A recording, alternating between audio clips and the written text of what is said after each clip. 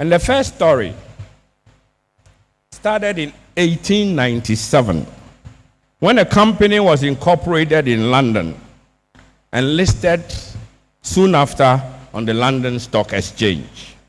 The promoter of this company was an Englishman called Edwin Arthur Wade. He was a trader who sold British manufactured goods, mainly alcohol, trinkets, cloth, and the such, to customers in the Gold Coast colony. His newly incorporated company was based solely on the resources of a mine located in what was to become modern-day Ghana, but was then a part of the Asante nation, in a nondescript village whose name translated literally as under the stone, Obuasi. Wade had not discovered the mine, nor prospected for gold in any way, the resource in the mine. He had purchased the mining concession from three Fanti gentlemen, Joseph Miney, Joseph Ellis, and Joseph Brown. Forget their names. They were as Gold Coasters and Ghanaians like we all are. Indeed, before Wade's purchase of the concession, the richness in the belly of Obuasi had been deliberately kept secret from the many Europeans who sought to know the source of the gold for which the Gold Coast had become famous. The three Josephs had negotiated a 100-year mining lease from the Bekwa Ehene, who was administering the area for the Asante Hene, because the true owners, the Adansi people, in their never-ending confrontations with Asante, had once again been chased away.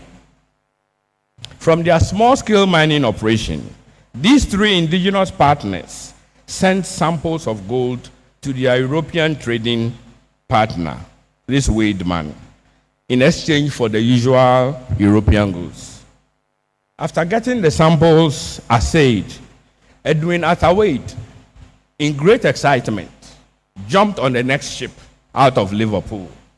2 weeks later, he arrived in Cape Coast, then traveled for 12 days by hammock, borne aloft by the indigenes, what they used to call the natives, to reach Obuasi.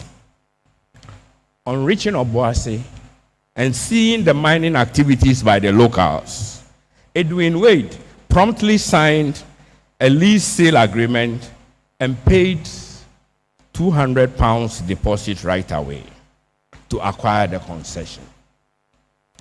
He later paid an additional £2,500 to the three Josephs and granted them some token shares in the new company called Ashanti Goldfields Corporation. Originally, the three Josephs had asked for £250,000, but they settled on £2,700. And for clarity, that money today would be worth £513,000 only. Therefore, the mining concession for what came to be described as the richest square mile in the world was sold and purchased for the equivalent of £513,000 in today's money.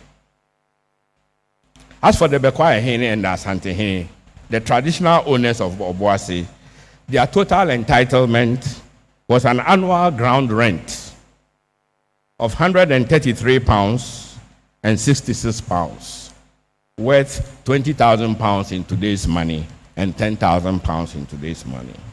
And these two rent payments remained in place for the next 70 years. They were only changed in 1967. To put it bluntly, our forebears led foreigners to our wealth and handed it over to them for almost nothing.